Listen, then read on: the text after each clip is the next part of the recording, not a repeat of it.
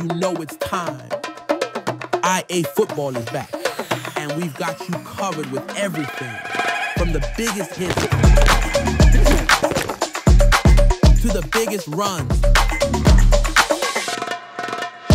from in-game highlights to post-game breakdown. We are here talking any and all high school football. From day one all the way to the dome, we've got you covered at IA Football. Welcome in, everybody. Talk IA is back. Second episode this week. It's a Friday morning. Week 0 is here. Nick and I are here recording this on a Thursday night. We are here talking breakout candidates.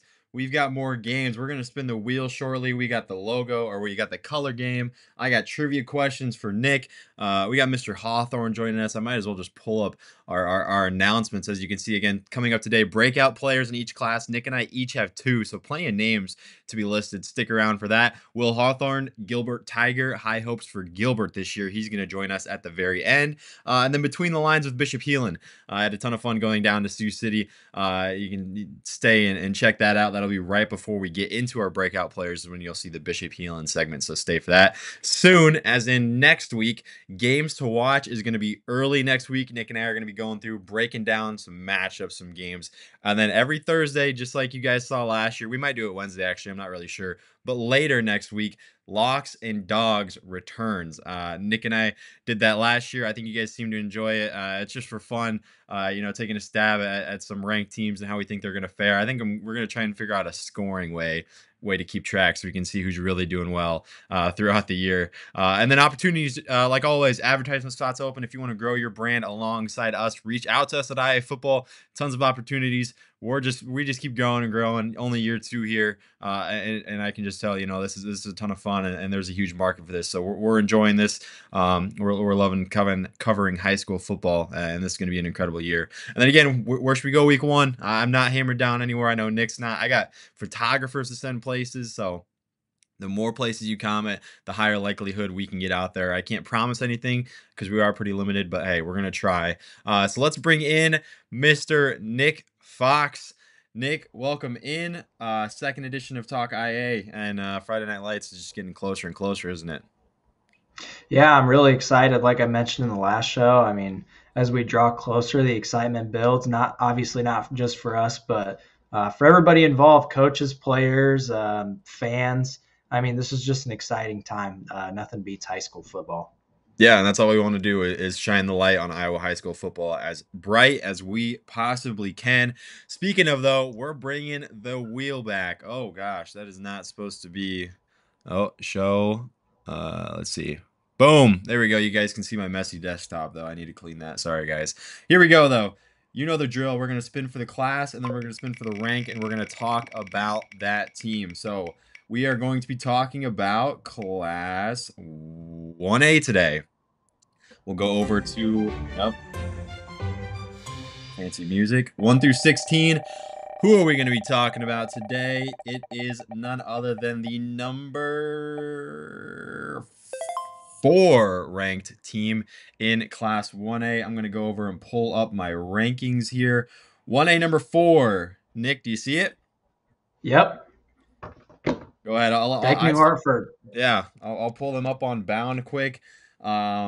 I can go ahead and start, Nick. I really liked Dyke New Hartford last year. In fact, they lost 4 games, but 3 of them were to teams that played in the class title game in Class 1A. They lost to Grundy Center twice, and they lost to MFL Marmac. So a lot of their losses came to some high-quality opponents. Obviously, a lot of teams playing for the state title. Losing to the state title winner twice is not a bad thing at all. But, Nick, I mean, this team's bringing back a lot. I can see why their preseason ranked super high. This is always a physical team. They rely on running the ball. I mean, they're balanced, though. They had a 1,000-yard passer returning from last year. But, yeah, a lot of returners. Yeah, looking at the team just briefly, they didn't have a great year offensively last year, but looking at their defensive numbers, I mean, they were up there with some of the best defenses in terms of how much points they were allowing. So like you said, bringing back those veterans, those guys who have been around, that's really important for a team like that. And, I can think of a couple teams off the top of my head. If they can boost that offense up, then they can go places and they can have a lot more success. Yeah, scored 23.3 points per game. It's a solid number. Obviously, they're looking for that to go up, but they only allowed 14 points a game. And really, that was inflated because of their few losses. They gave up 34 to MFL Marmac and 40 to Grundy Center in their second loss. Besides that, everything else was under 20. So this team was really, really styvy on the defensive end. And they return a lot from that really good defense. Nick, looks like let's see, a whole bunch of juniors, maybe 4 of their top 6 tacklers are back, led by Jack Severson. He had 59.5 of those tackles last year. They do lose Zachary Adelman. He had 23.5 tackles for loss last year, which is outrageous. But no, this team returns a lot again offensively. Let's see here. It's Colin Meester back under center. Noah Borcherding back rushing the ball. He was a 990-yard rusher. He's going to look to get to 1,000 this year. Again, Colin Meester a big part in the ground game as well. Receivers are back. Devin Lotz, Carson Costello. Obviously, Costello, a really good baseball player. I remember that name plenty. But yeah, Dyke New Hartford, your spin the wheel team this week. Nick, I got a trivia question for you. Last one did not go well, so we're gonna see if you can do better this time. Okay, all right. Yeah, we're gonna rock it this time, I promise. Okay, it's a number and it's a pretty tough number. So if you're within like 10 to 15, I'm gonna give it to you and say it's a win. So it's kind of tough. All right, it's something broad. Play at home if you want. Comment your number before I reveal the answer. We'll see how well you do. Last year, again, I'm guessing it's about the same number this year, but last year, how many football programs were in the state of Iowa? Oh man. Yep. Go ahead and think at home. Drop a comment now before I reveal it. We'll see how close you can get. But yeah, how many football programs are in the state of Iowa? That's pretty tough. Yeah. If you can get close, Just off. get within 20. Get within 20. All right. Off the top of my head, I'm pretty sure 5A is like 40 some, 30 some. I think it's similar for 4A. I think there's like maybe 50 for 3A going along that. Oh man. All right. I'm going to say like maybe 225. No. You're cold. Like not even close. You're about 100 away. There's 320. Oh man. Yeah. Yep. Class by That's class. a lot. Starting at 5A, 36, 34, 35, 47, 47, 56, and 65. So there's 65 8-man schools. That was going from top to bottom. So 320 programs in the state of Iowa last year. At least that was via bound. It could change a little bit this year, but about 320. So we'll see how you guys did at home if you dropped a comment. Moving on, next time to trick me. We got the color game. All right, so I'm gonna reveal the first color, and I've seen both colors, so maybe I should reveal them both. So here's color 1, that dark blue, and here's color 2, the red. Okay, so blue and red. I'm gonna pull up this one. My first thought's Urbandale. Like I just had to go Urbandale. That's a pretty good guess. I guess that's pretty similar. You're pretty close with the location, I believe, but no, you're too high in class. I'm close with the location. Let me check it out quick. If this is, you better make sure that's right, because now I'm gonna be thinking. You're in a pretty good, like, within It's metro, 50 miles. Metro area ish. Ish. Okay. Ish is throwing me off. Okay. Blue and red. My next thought's Alta Aurelia, the Warriors, but they're not even near the Metro, so I'm not submitting them. Okay, I need the class. I don't even know. I can't even think of anything. All right. It's class 4A. Class 4A.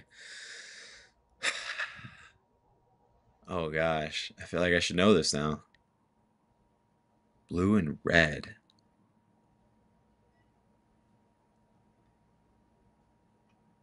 Are they preseason ranked? I believe so. Oh my gosh. Check that really quick. if they're preseason ranked, I'll even tell you what they're ranked. Okay, I won't look. They are preseason ranked number 11. Oh my gosh, and I don't and they're in the metro where I live. They're like roughly in the just outside the metro, I'd say. Yeah, they're a suburb. Okay. I'm thinking Raccoon River. No. I don't know. You got to reveal it. I don't even have a guess. The Ballard Bombers. Oh my, it was the Raccoon River. Oh, okay. I thought you'd get that. I thought when you said earlier that you had an idea, I thought. I'm really upset with myself that I did not get that. Being a Carroll High kid and playing in the Raccoon River. Oh my gosh. All right. Nick wins that one. I know your trivia wasn't really right, but that was way more embarrassing for me than for you. But no, that's always fun. Hey, if you beat me to that, drop a comment. You can even like DM Nick who you think what colors he should do next. I know he's gonna need some new ideas. But no, that was fun. Before we get going on our breakout players to watch, I did head over to Sioux City a few days ago. I believe it was on Monday actually. Caught up with them and caught up with those guys. Here's Between the Lines with Bishop Heelan. Welcome to Between the Lines with Bishop Heelan. The Crusaders are coming off of a runner-up finish in 2023, and with a large senior class full of impact makers gone, it's time for new faces to step up in Sioux City. In the offseason, we're working on bigger, faster, stronger. And the goals for our team is get back to where we were. And to be there, we got to work on our leadership. We lost a big senior class last year, so I think we fill those roles. I think we'll be back there and a little bit different. Hey, let's go! Fire on 3! 1, 2, 3! Right.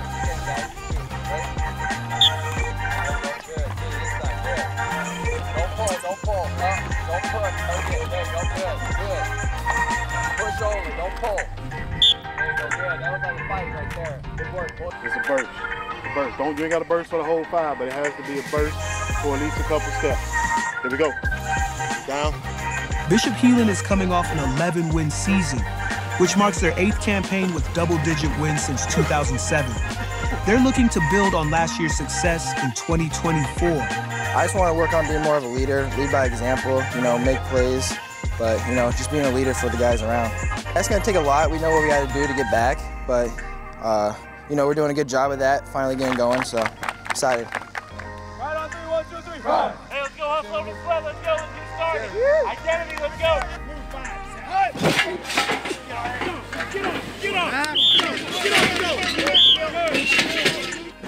Heelan prides themselves on playing a physical brand of football, with intensity being emphasized on the daily. They look to keep that similar culture heading into the regular season. We're trying to build a culture of intensity and being like the most physical team, and it's been a lot of fun out here the first week, and now we're finally hitting. I want to work on more like my get off for football, being more aggressive and finishing blocks, and mentally I'm trying to be more of like a vocal leader on the football field.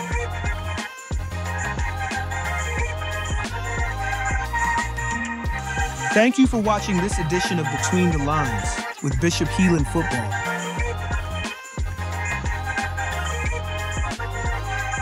Yeah, so that was Between the Lines with Bishop Heelan. Really grateful for them allowing me to come out there. I hope this just isn't a preseason thing either. So if you're a program out there that wants a video like that, obviously if you're in the metro area, that helps me because that's where I am. But even if you're not, reach out. I've got a few schools lined up early next week. But even during the season, I know Mondays are more of a walkthrough type of day, but Tuesdays, Wednesdays when you're more physical, hey, I'm more than happy to come down there and do a feature on your school. We want to help grow your brand as we grow ours.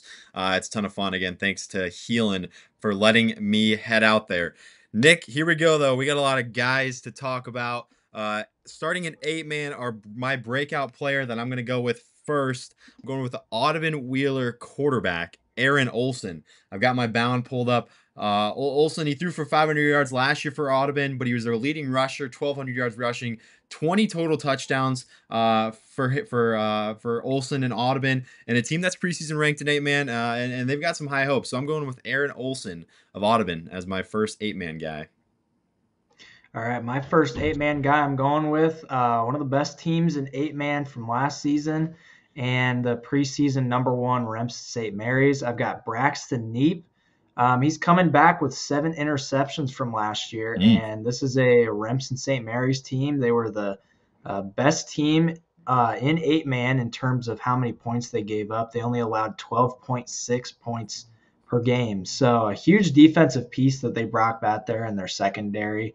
And headed into the senior season, I'm only assuming that he's going to be going up from where he was last year. Love it. Highlighting some defense. Well, I did not do that with my second 8-man guy. I stuck with the quarterback, and he's one of the better in Class 8-man heading into this season. It's Gabe Funk from Lennox. Lennox preseason ranked extremely high, and he's returning 44 total touchdowns. He threw for 1,100 yards, rushed for 1,000 yards. I got to do the stats and see how many guys rushed and passed for 1,000 yards last year. I'm guessing that list is pretty small, and Funk is on it. He only threw 4 picks last year, passer rating of 159. Really like this Lennox team. They returned their top running back too, in Jordan Martin England. He could have been the guy too. But Lennox, their only 2 losses last year were to Bedford twice in the runner-ups, and both those games were extremely competitive. So Lennox, I got high hopes for them this year. And my player that I'm going to highlight to cap off 8-man is Perrin Solzy. I'm sorry if I just said your name wrong. Quarterback for our number 16 team, Baxter. He brings back over 2,000 passing yards. He had 34 touchdowns through the air, and he picked up 5 on the ground as well. And, this is a Baxter team that probably didn't perform their greatest. I mean, they were a 1 game over 500, and they lost in the first round to a pretty good Waco team. So, they cracked the rankings at the start of the season, and with a guy like that under center, I think that they can do some great things this year. Number 16, that could be a team that could rise up pretty close to the top. Love it. Moving on to Class A. Class A fans, listen up. Here's your 4 breakouts that Nick and I have it ready to roll. My first one starting in ACGC, the preseason number 3 team. This team fell to Madrid just outside of the Unidome, 1 game away. I like Jathan South. He was a junior.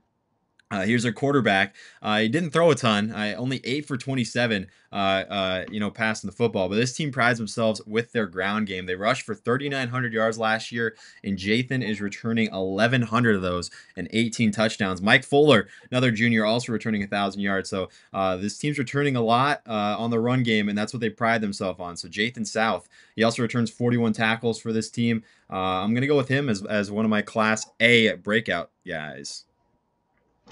I'm going to hit you with another defensive player here, Gavin Sleezer, a linebacker from Alta Aurelia. He's coming in. He's returning number 1 last year with 105 tackles this year. And, you're putting up numbers like that. You get over 100 tackles. I mean, that's pretty impressive in itself. But coming back for your senior year after 100 tackles, I mean, that's all the more impressive. And so, again, we talk about linebackers. They can do so much for you. They can come down and bring pressure on the quarterback. They also pick up some interceptions as well. So having a leader like that at middle linebacker, that's really nice for this Alta Aurelia team. Love it. I'm going with Lisbon's Dakota Clark, quarterback last year. I'm picking a lot of quarterbacks and running backs. Sorry. Nick's the one being creative going on defense. Sorry, guys. But I'm going with Dakota Clark, Lisbon quarterback. This team was undefeated in the regular season, if I remember correctly. Yeah, they lost to East Buck in the second round of the postseason. But Clark is back and under center. 800 passing yards, 9 passing touchdowns. And he's also returning 500 plus rushing yards and 17 rushing touchdowns. So that's 26 total touchdowns for the Lisbon Lion. High hopes for Lisbon yet again. They were preseason ranked fairly high. It's another competitive team in a competitive class in Class A. A lot of guys bringing back some stars in that class. So Lisbon's Dakota Clark, he is one of mine. And I'm going to go with one of the best players in the state on one of the best teams in the state. They just fell short, Madrid Tigers, last season. And we're talking about Preston Wicker. He was a quarterback, but he did a lot of rushing last year. He's coming back with 1,600 rushing yards and 27 rushing touchdowns. And he also picked up 793 yards through the air and a dozen touchdowns through the air. So, like I mentioned, they made it all the way to the state championship last year, just fell short. And I've mentioned before with guys getting that postseason experience, I think it does make a difference. And we've seen that he can be a threat through the air and with his legs, and a dual threat quarterback like that can make a huge difference. So already a good team in Madrid, and a really good player for them to have coming into this season. Love it. Yeah, high hopes for Madrid. I got a chance to go out there and see them. A ton of fun. I just did the total touchdowns leaders returners today too, and Wicker was the top guy in Class A. He's returning the most total touchdowns in the entire class. Let's flip classes though to Class 1A. I went with a guy from Regina Catholic. Preseason top 10 team. A lot of question marks though, as they lose a lot of big contributors from last year's team. But the guy I'm picking, I think, is going to be one of those answers to the question marks. He was a freshman last year, Tate Wallace. I've heard great things out of that camp. I've been seeing some news outlet coverage from Regina Catholic that the Eastern Iowa news guys have put together, and I've heard a lot of good things about Tate Wallace. 400 plus yards receiving last year, three receiving touchdowns. I think he's going to be more involved in that offense. Tate Wallace, he's going to be a sophomore. And again, in a team that lost a lot, he's one of the guys who is returning some key experience. I think he's going to be a key leader for a Regina team that's going to be really good this year. I'm going to talk about preseason number 11 Wilton, and specifically their running back Owen Hassel. He's coming back with over 1,000 yards rushing and 20 touchdowns rushing. And this is a Wilton team. Their year was cut short last year to a great Regina Catholic team. They lost 33-18 in the second round of the playoffs. And looking at Wilton just overall with their team, they were a rush heavy team. They lost their quarterback Drew Keith, who had over 1,000 yards passing. So like I said, bringing back a guy who's got over 1,000 yards rushing, 200 carries. He's a workhorse, and obviously he's going to be a huge contributor to their success this year. Preseason number 11, they've got high hopes for this season. And Owen Hassel, he's definitely going to be a huge part of that success. I'm moving to another running back as well, Nick. Sigourney Kyoto. I think I'm saying that right. We had someone Facebook message us saying we were saying that wrong. Sigourney Kyoto. I think I did that right. Let me know if I didn't. Going with Isaac Bruns. Now, if you know anything about the Cobras, is that they want to keep the ball on the ground. They're going to run the ball a lot. 2,900 rushing yards last year. They lose their top guy in Cale Clarahan, but Bruns is the next man up. He had the second most yards, averaged 7.7 yards per pop and 8 rushing touchdowns. Sigourney Kyoto, a team that's just going to be tough to beat just because of how much they run the football and how well they take care of the ball. I'm expecting a massive year from Bruns. If I had to guess, I'm guessing he's going to lead the team in rushing this year.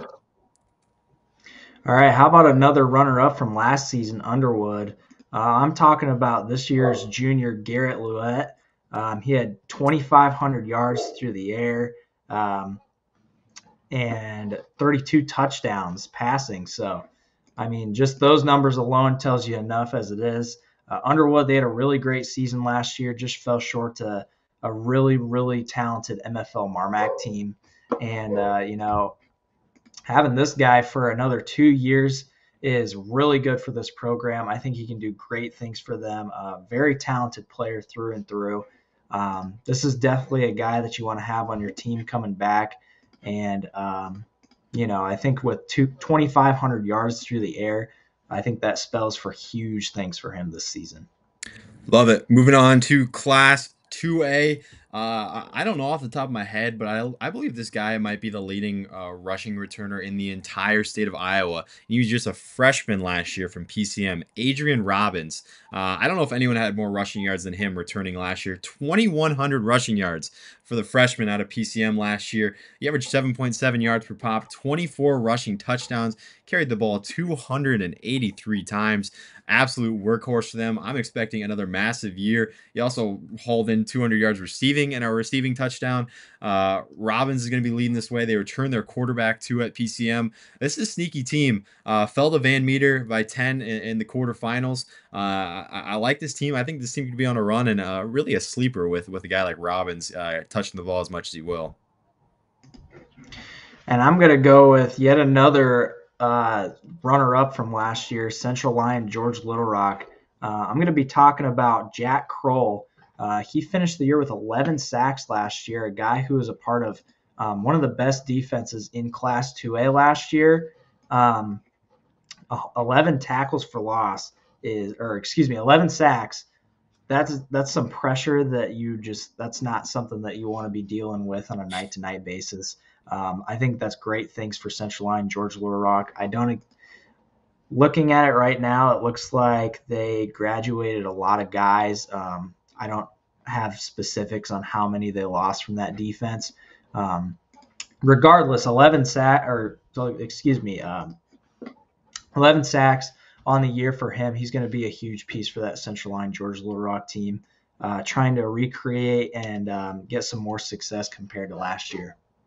Perfect. Yeah. I guess not moving on. We're still on 2A. I didn't want to pick one of them. I didn't want to, have them argue about that. So I picked the brothers out of Spirit Lake, Dylan and Ethan Stecker. Now I really could have picked anyone off Spirit Lake because it feels like everyone's back from this team last year that made the semifinals and got up early on Central Line. George Little Rock ended up falling.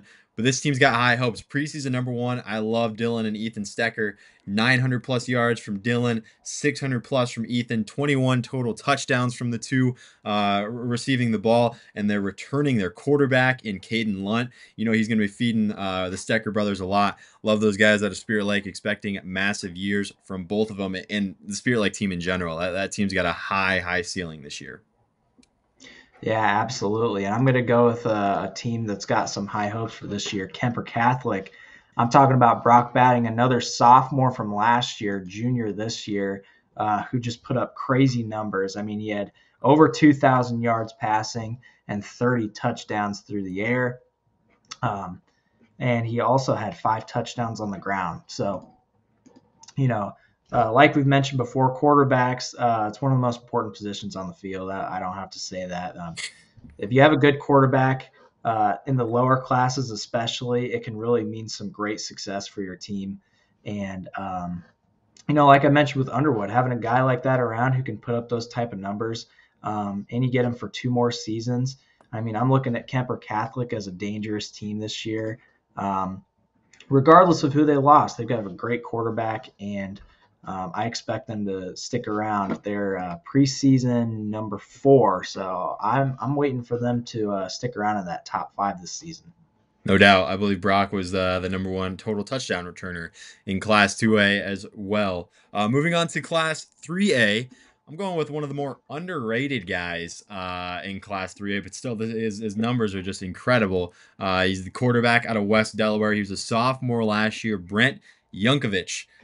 This dude just put up video game numbers, 1,400 yards passing, 1,500 plus yards rushing, 25 rushing touchdowns, 12 passing touchdowns. Again, just out of the sophomore. So he's going to be a junior this year. A team that fell short by 1 point to Solon in the postseason. This team went on a really good run. They took out Assumption in the postseason, and like I said, almost took out Solon. Just a few losses to Waller Catholic, Decorah, and Western Dubuque. Brent Yankovic is going to be leading this team to a lot of victories this year, a lot of yards, a lot more yards this year for Brent Yankovic. Again, the junior quarterback out of West Delaware. Excited to follow him this year. I've got Race Heitman, a dual threat from the returning state champions in preseason number 1, Williamsburg. Williamsburg lost quite a bit over the offseason. They lost Weegan. Those are some pretty big hits, but they bring back Race Heitman, who we're talking about now. On the offensive side, had some great numbers receiving specifically, 500 yards and 10 touchdowns as a receiver, but he was a much more impressive defender, in my opinion. 118.5 tackles, including 7.5 sacks and 21.5 tackles for loss. To have a difference maker on both sides of the ball like that is the difference between wins and losses. Somebody who's going to come through in the moments matter most. And so, like I mentioned, a lot of guys that Williamsburg lost out on from graduation, but I don't expect them going anywhere with a guy like this on the roster. I think they're still going to be great competitors this season. Might be the coolest nickname in the state of Iowa too, Race Heisman. Heitman. Yeah, That's right. he's gonna have a massive year. You can expect out of the Raider. I'm going over to Grinnell for my second Class 3A guy. He started at quarterback as just an 8th grader. It is Brady Kaufman, 1,300 plus yards passing, 15 passing touchdowns, and only 1 interception. That's what I really liked. Him taking care of the football over in Grinnell. He also added 300 yards rushing and 6 rushing touchdowns. This is a team that was they were the kind of the odd man out in that tough district with Solon and Williamsburg. Didn't make the postseason, it looks like. I think this team's going to be a sneaky team, especially with the guy leading like Kaufman. Getting experience at varsity quarterback as an 8th grader is kind of rare in that upper class, like Class 3A. So they're going to have an advantage on some teams. Excited to follow Kaufman this year. He's going to have a massive year. All right, and I'm going to talk about somebody who we've already talked about, E.J. Miller on preseason number 7 Independence. He's coming back with over 2,000 total yards, 27 total touchdowns. Like I've mentioned, we already talked about him before. I mean, and for good reason. He is a great player in Class 3A. Definitely somebody that we're going to be watching closely this season. We already were last year, but definitely with even higher hopes for Independence this year. Looking for them to have an even better season than they did last year. And yeah, E.J. Miller, he's a must-watch guy for 3A yet again this year. We're through 3A. Let's move on to 4A, Nick. I'm going with a defensive guy. Finally hopped on with you. I'm going with Parker Ernst of Bondurant Farrar. Bondurant Farrar, they lose a ton on defense. Their top 4 tacklers, depart for graduation. Ernst is the guy that's going to look to lead the way on the defensive end for the Blue Jays. 39 tackles, 5.5 sacks, 7 tackles for loss for Ernst. Going to look for him to step up on a Bondurant for our team that's looking to go back to the Dome. They dropped a little bit in the preseason rankings. Obviously, they lose some stars in Cole Moore and Riak, but they got Jordan Ryle back. They got Parker Ernst back to lead on defense. Oh, Mom's calling me. Sorry. But no, Parker Ernst, Class 4A, going with him as my first breakout guy. All right, and I'm going to go with a defensive player right here for you, Tate Perrin on Dallas Center Grimes. They're currently preseason unranked.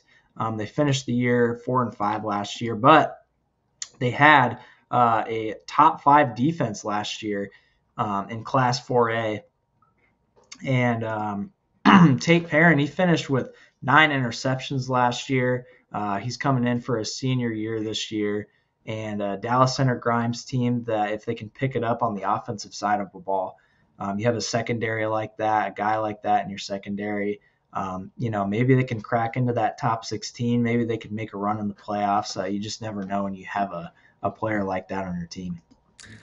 Moving on to my second Class 4A guy. I got a chance to see him in person. It really made me put him on this list, and it's Cash Bowie out of North Scott, the junior receiver, 680 receiving yards, 5 receiving touchdowns for him last year. He's going to have a new man throwing him the football this year with Kyler Girardi gone. But I was really impressed with Cash Bowie. He went up and made a lot of contested catches in the game that I saw him at Xavier. I'm going to expect them to find ways to get him the ball more creatively this year on a North Scott team that's preseason ranked very high. Again, Cash Bowie, he's electric on the outside. He makes some crazy catches. He's a great baseball player too. Remember him from baseball season. I'm going with a North Scott receiver, Cash Bowie, as my second Class 4A breakout guy. I'm also coming in with a receiver, and this one from the Norwalk Warriors, number 12. On the preseason rankings. They fell short last season in the first round to a really good Glenwood team. Like you said, really great guys over there on that team. It was a hard loss, but Robbins comes back he had 826 yards, 6 touchdowns last year. So, nothing out of this world crazy, but with Norwalk, on the upside for expectations this year, they're going to have a new guy throwing the ball. And, like I mentioned, he's going to be coming in. He's going to be getting more receptions with some of those senior receivers gone. Already made some great numbers with the amount of catches he was getting. So, with more targets, I think he's going to get even better numbers than he did last year. And I'm going to be looking for Norwalk to have an even better season this year as well. Love it. Off to Class 5A. I'm going with an Ames Little Cyclone. Jeffrey Roberts stood out to me, an 8th grader, led Ames in receiving last year, 519 receiving yards, 5 touchdowns, averaged 17.9 yards per catch. Roberts did, again, just as an 8th grader, a team in Ames that probably didn't have the year they wanted to last year. But I really like this team, and they got a guy on the outside, again, that's youthful, coming in as a freshman, who's got some great varsity experience. Wanted to give Jeffrey Roberts a shout out. I think he's going to have another big year over there in Ames.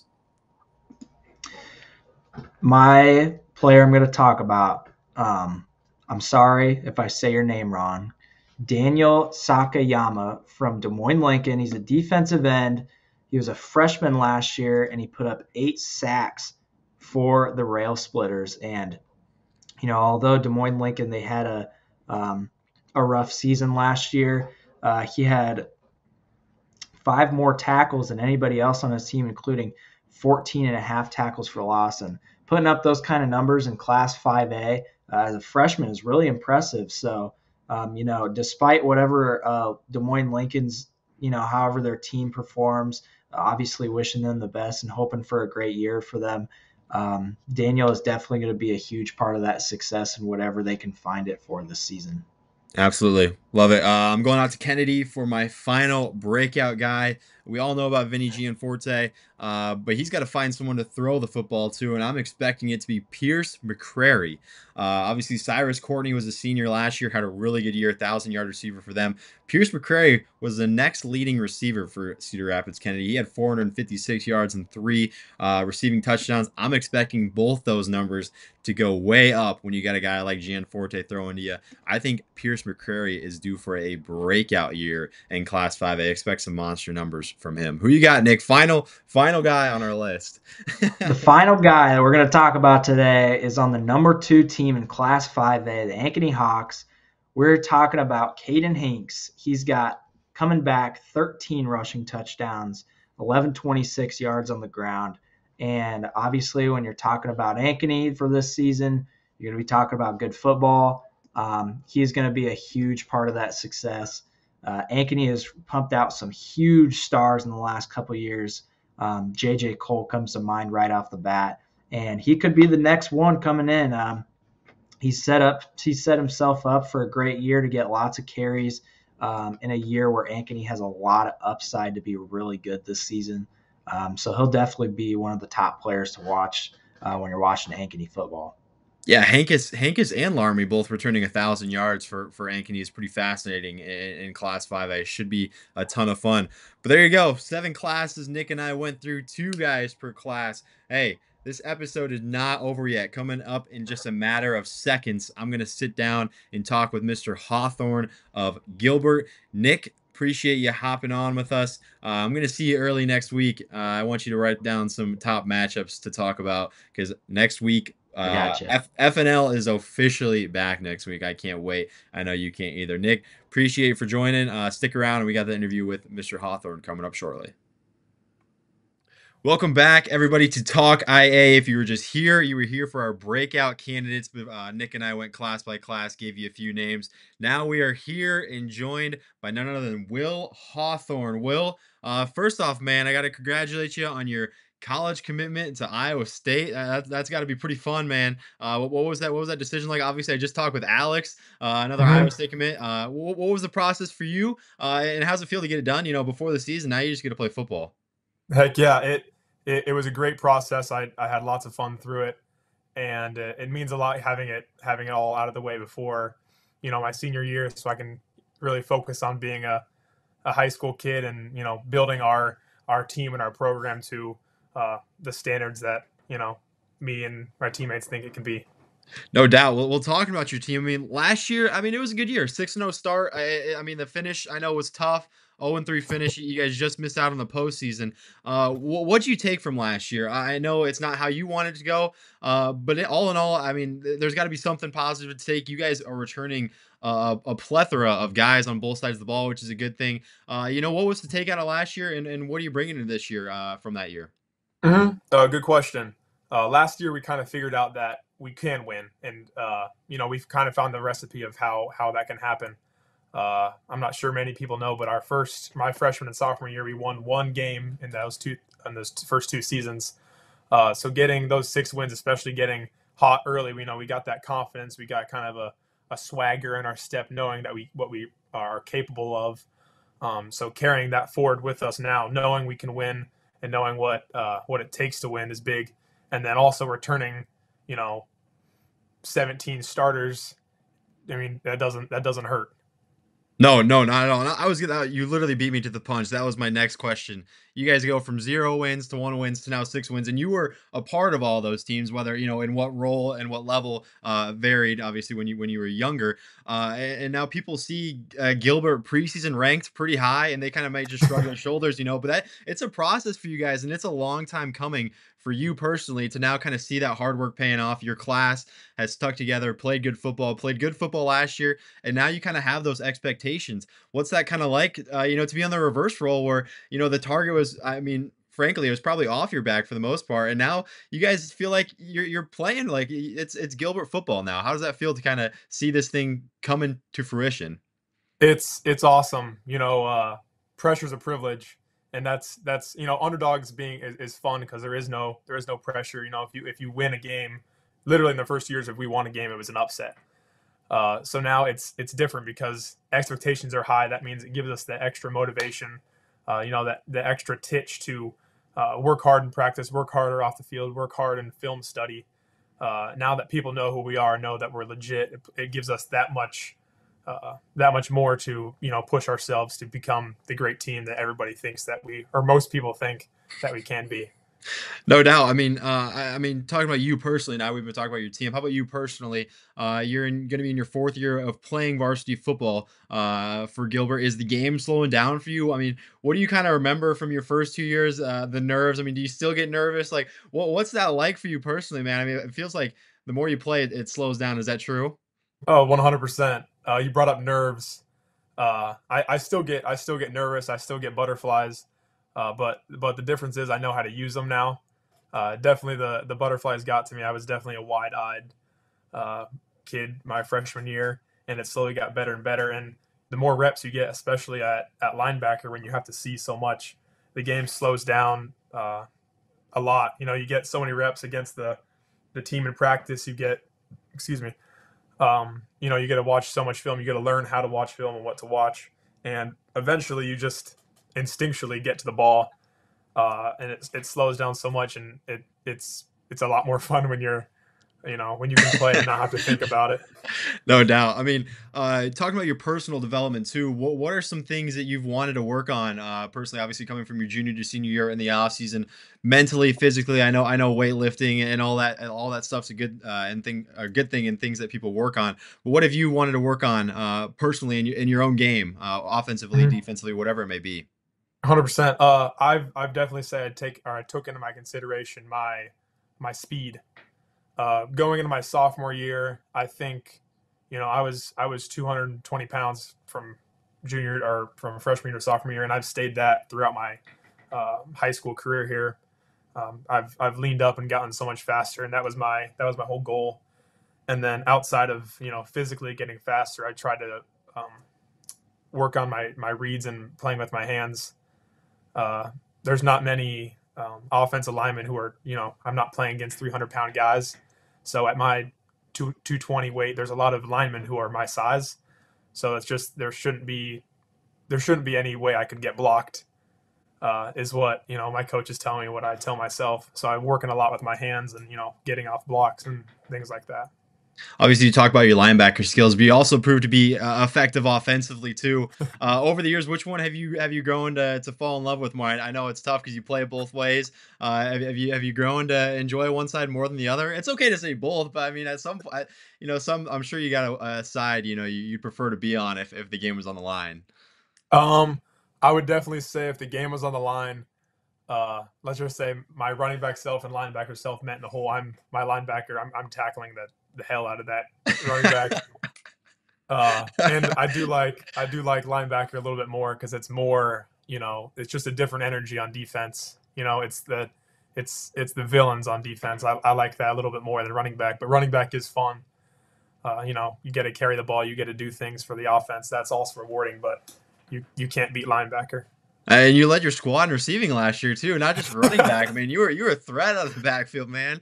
26.7 yards per catch last year. I mean, small sample size, but when you're doing that, I mean that'll help. And you stole one of my quick hitters. I was going to start you with was who would win in a Oklahoma drill, your running back or your linebacker self. But you already answered that. We'll get into those though. Speaking of linebacker kind of being your favorite, is there any guys at the next level, the professional level, that you really kind of model yourself after, or you just enjoy following? When I was younger, I watched a lot of Luke Kuechly. Yeah. Okay. I liked how smart he was, how he just always found his way to the ball. That was big for me. And now I would say Roquan Smith in the league. He just plays with such passion and flies the ball and hits. It's just interesting to see. It's fun to see. Perfect. I like it. Well, you've watched the other interviews, so you're gonna know some of these. Say you're running it. Say you're running it. Game winner. You at home or are you on the road? Would you rather have it be? I mean, we've had 2 straight roads. Are you the same way? You like being on the road, winning the game, and having the fun bus rides home, or would you rather be home in front of your crowd?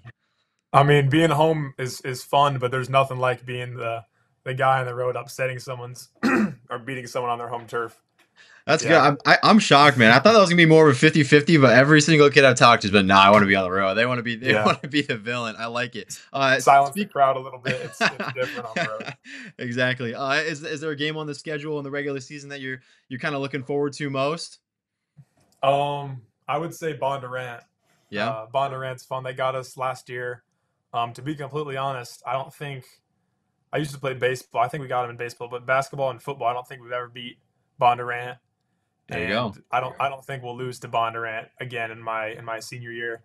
So that'll just be exciting to put them down. I like that. In practice, favorite drill in practice? Ooh. I'm gonna go. That's tough. I really like inside run when I'm on defense. There you go. I kind of figured something involving hitting people is what I kind of assumed. Game day, is there a pregame artist you're liking that you stick to? Artist, I kind of listen to all over everything. Yeah. I jump between country, rock, and rap. I've gotten into a lot of Johnny Cash recently. Okay, so that's pretty niche. niche. You haven't heard on here yet. Speaking of niche, you got any superstitions? Game day meals, how you wear certain accessory. Is there anything that you catch yourself doing every game day, every practice? Every game day, I eat pretty much the same stuff. I always get like just the plainest buttered noodles with plain white chicken in it. Just so plain before I go. We get a home games. We come home, and before we have to go back to meetings. And then I stopped. I think I did it my freshman year. Like all my middle school years up to my freshman year, I had a penny that I put in my left shoe every game until I realized that was not comfortable anymore, and I just stopped doing it. But that was a thing. It was a thing, not anymore. Can't play with a penny in the shoe. I wanted to ask: is there a story behind the number 43, or is that just kind of what they gave you and you rolled with it? There is a story. Okay, I was curious. That's a niche. No, that's a random. You don't see number 43s a ton, so I was like, I wonder if there's something here. There is. My dad played tight end at University of Northern Iowa, and that was the number he was given when he was a freshman. And I kind of idolized my dad growing up. He was my coach in Pee Wee football, so I always wanted to be 43 like my dad and play football in college like my dad. So, that's why I wear it. That's good, man. I love that. Outside of football, is there a hobby you enjoy? Even outside of any sports, no base, like no bat, whatever. Is there a hobby that you enjoy doing outside of athletics? Outside of athletics, I'm really just around my friends. Whatever my guys are doing, I'm doing as well. Whether that's, I don't even know. Go swimming, we call it shenanigans. Yeah. Whatever we're doing, I'm doing. Perfect. I like it. Switch that. Okay. I golf a lot. I'm a big golfer. That counts as a sport, but yeah, well, it's not when you're just doing it when you're not doing it competitively. Yeah, I know what you mean. Shout out another player. I know you're rivals with a lot. Is there any? I'm sure you got Iowa State commits you could talk about. Is there a guy that you enjoy following in the state of Iowa? It could be a linebacker, run. It could be anybody. Is there someone you kind of enjoy keeping up with, whether you talk to them or whether you don't, in the state of Iowa? Let me think here. I'm trying to think. What's his name? Is Brett White a name from Solon? Yeah, there you go. Yeah. Brett White. Not anymore. He's gone, but yeah, that was a good one. Yeah. Last year, I don't know how he did it, but he always had like 12 tackles a game. So I try to learn like how that's possible. How he's doing that. Yeah, so I would watch his huddle and like try to figure out what he's doing, what I'm not doing, and how he's getting so many more tackles than I am. I like it, man. That's unique. I like that a lot. All right, final one I got for you. I always do this at the end.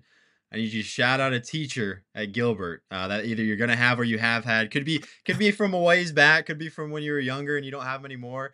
You want to give some love to the teachers at Gilbert. Who you got? Let me get. I'm gonna shout out Mrs. Shea. What you teach? She was my sophomore English teacher. She's my dog. Perfect. I like it. Well, that's all I got, Will. Gilbert, obviously high hopes this year. Excited to follow you the rest of the way. Good luck, and I'm sure I'll catch you at some point this season. Perfect. Thank you. I appreciate you.